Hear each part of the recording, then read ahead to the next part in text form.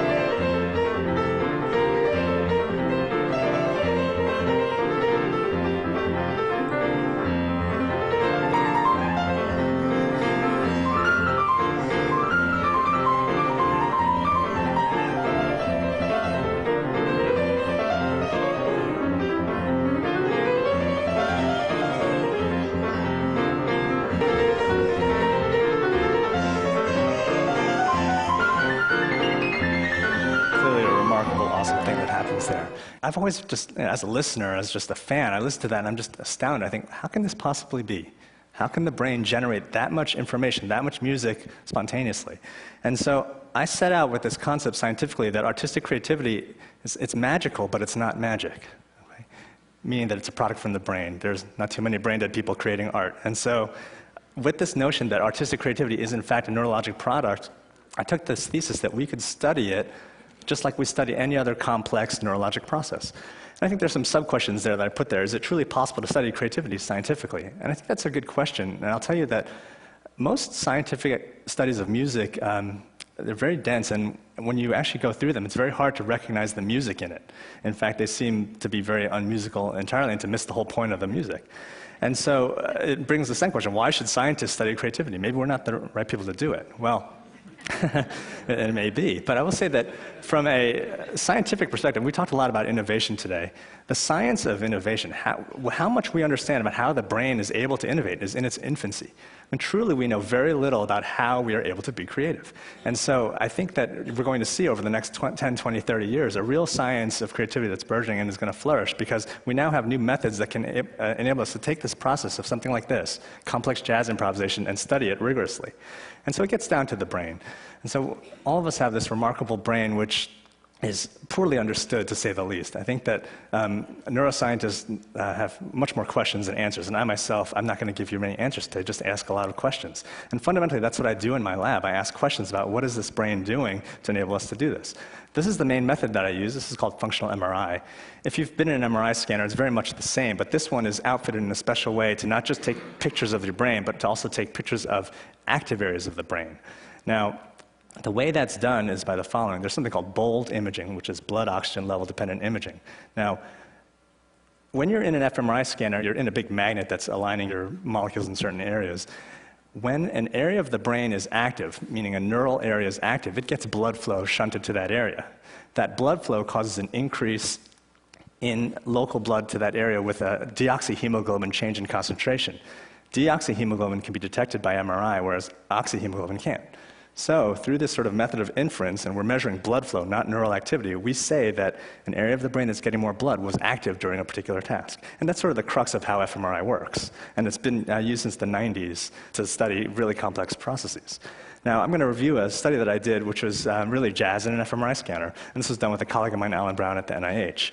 This is a short video of how we did this project. So this is a plastic MIDI piano keyboard that we use for the jazz experiments, and it's a 35-key keyboard that is designed to fit both inside the scanner, be magnetically safe, have minimal interference that would contribute to any artifact, and have this cushion so that it can rest on the player's legs while they're lying down in the scanner, playing on their back.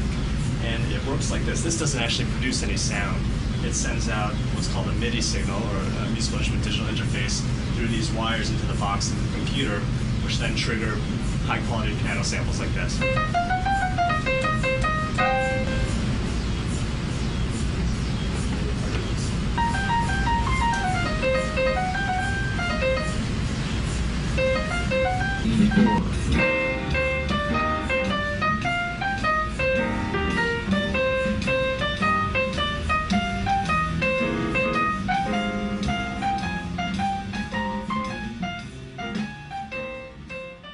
Okay, so it works.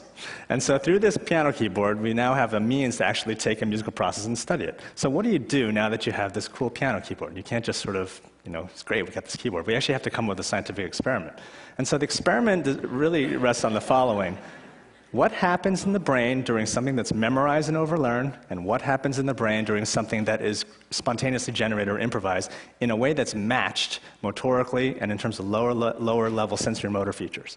And so I have here what we call the paradigms. There's a scale paradigm, which is just playing a scale up and down memorized, and then there's improvising on a scale, quarter notes, metronome, right hand. Scientifically very safe, but musically really boring. And then there's the bottom one, which is called the jazz paradigm. And so what we did was we brought professional jazz players to the NIH, and we had them memorize this piece of music on the left, the lower left, which is what you heard me playing. And then we had them improvise to the same exact chord changes.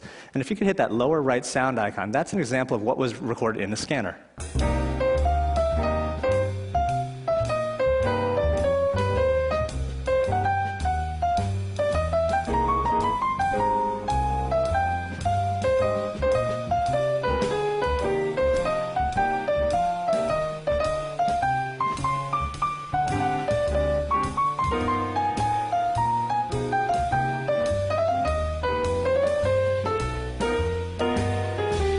So in the end, it's not the most natural environment, but they're able to play real music. And I've listened to that solo 200 times, and I still like it. And so, the musicians they were comfortable in the end. And so we first measured the number of notes. Were they in fact just playing a lot of more notes when they were improvising? That was not what was going on. And then we looked at the brain activity. I'm going to try to condense this for you. These are contrast maps that are showing subtractions between what changes when you're improvising versus when you're doing something memorized. In red is area that's active in the prefrontal cortex, frontal lobe of the brain. And in blue, this area that was deactivated. And so we had this focal area called the medial prefrontal cortex that went way up in activity. We had this broad patch of area called the lateral prefrontal cortex that went way down in activity. I'll summarize that for you here. Now, these are multifunctional areas of the brain. As I like to say, these are not the jazz areas of the brain. Right? They do a whole host of things that have to do with self-reflection, introspection, working memory, and so forth. Really, consciousness is seated in the frontal lobe. But we have this combination of an area that's thought to be involved in self-monitoring turning off, and this area that's thought to be autobiographical or self-expressive turning on. And we think, at least in this preliminary, it's one study, it's probably wrong, but it's one study.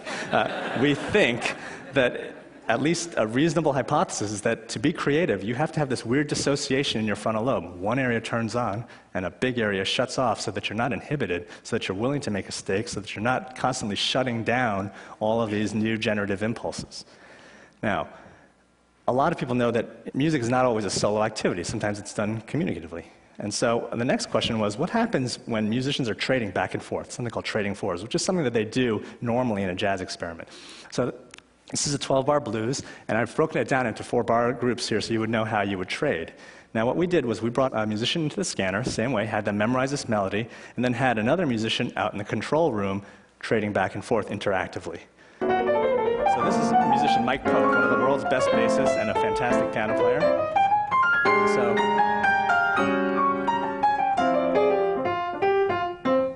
he's now playing the piece that we just saw, just a little better than I wrote it. Come on in. May the fourth be with you. Nothing's in your pockets, right, Mike? No, nothing's in my pocket. Okay.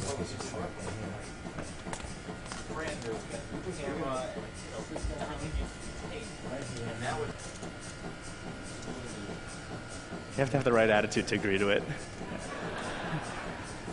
It's kind of fun, actually. And so now we're playing back and forth. He's in there, you can see his legs up there.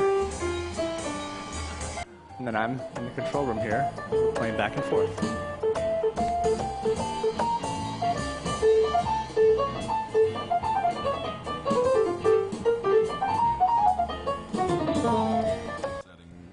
Okay, so this is a pretty good representation of what it's like, and it's good that it's not too quick. You know, the fact that we do it over and over again lets you acclimate, you know, to your surroundings. So the hardest thing for me was the kinesthetic thing, you know, of just, you know, looking at my hands through two mirrors, laying on my back, and not able to move at all except my right hand. You know, that was challenging. But again, you know, it was there were moments for sure. You know, I mean, there were moments of real, honest to God musical interplay for sure. So. And at this point, I'll take a few moments. And so, what you're seeing here, and I'm doing a cardinal sin in science, which is to show you preliminary data. Okay, this is one subject's data. This is, in fact, Mike Pope's data. So what am I showing you here? When he was trading fours with me, improvising versus memorized, his language area is lit up, his Broca's area, which is inferior frontal gyrus on the left. He actually had it also homologous on the right. Now, this is an area thought to be involved in expressive communication. This whole notion that music is a language, well, maybe there's a neurologic basis to it, in fact, after all, and we can see it when two musicians are having a musical conversation. And so we've done actually this on 8 subjects now, and we're just getting all the data together, so hopefully we'll have something to say about it meaningfully. Now, when I think about improvisation and then language, well, what's next? Rap, of course, rap. Freestyle. And so I've always been fascinated by freestyle, and let's go ahead and play this video here. Brown skin, I be standing 5'10", I be rocking it when I be in your vicinity. Raw style synergy, recognize symmetry. Come try to injure me, broke them down chemically. Ain't the number 10 MC, talking about how when I be styled it like Kennedy, late like a 10 to 3. When I say when I be, girls say when I keep cuz. And so there's a lot of analogy between what takes place in freestyle rap and jazz. There are in fact a lot of correlates between the two forms of music, I think, in different time periods. In a lot of ways, rap serves the same social function that jazz used to serve. So how do you study rap scientifically? And my colleagues kind of think I'm crazy, but I think it's very viable. And so this is what you do. You have a freestyle artist come in and memorize a rap that you write for them that they've never heard before, and then you have them freestyle. So I told my lab members that I would rap for TED, and they said, no, you won't. So, and then I thought,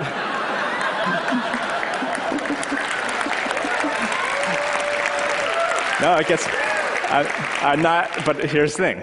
With this big screen, you can all rap with me, okay? So what we had them do was memorize this lower left sound icon, please. This is the control condition, okay? This is what they memorized.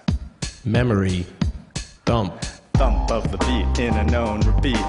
Rhythm and rhyme make me complete. The climb is sublime when I'm on the mic, spitting rhymes that hit you like a lightning strike. Search. I search for the truth in this eternal quest. My passion's not fashion, you can see how I'm dressed. Psychopathic words in my head appear.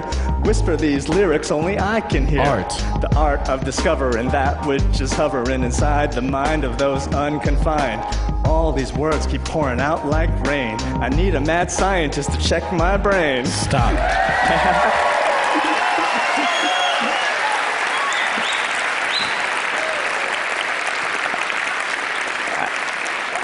I guarantee you that will never happen again. Okay. So now, what's great about these freestylers, they will get cued different words. They don't know what's coming, but they'll hear something off the cuff. Go ahead and hit that right sound icon. They're going to be cued these 3 square words, like, not, and head. Freestyle. Doesn't know what's coming. Like. I'm like some kind of weird alien mixed with an extraterrestrial celestial sage. Back in the days, I used to sit in pyramids and meditate with 2 microphones Head. over my head. See if I can still listen, spitting off the top and see what you getting. I teach the children in the back of the classroom about these last days of apocalypse. Not. Not really though, cause I gotta keep it simple and give them the lyrics to get to instrumental, sentimental, playing Super Mario, no eating a chicken box. Stop. So again, it's an incredible thing that's taking place. It's doing something that neurologically is remarkable. Whether or not you like the music is irrelevant. Creatively speaking, it's just a phenomenal thing. This is a short video of how we actually do this in a scanner.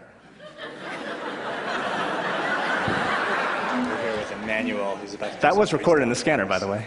That's Emmanuel in the scanner. Tough beat. He just memorized a rhyme for us.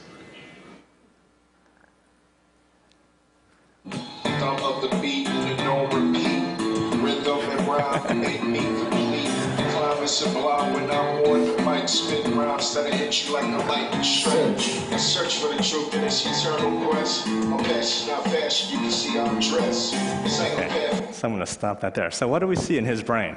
Well, this is actually 4 rappers' brains. And what we see, we do see language areas lighting up, but then eyes closed, when you are freestyling versus memorizing, you've got major visual areas lighting up. You've got major cerebellar activity, which is involved in motor coordination. You have heightened brain activity when you're doing a comparable task, when that one task is creative and the other task is memorized.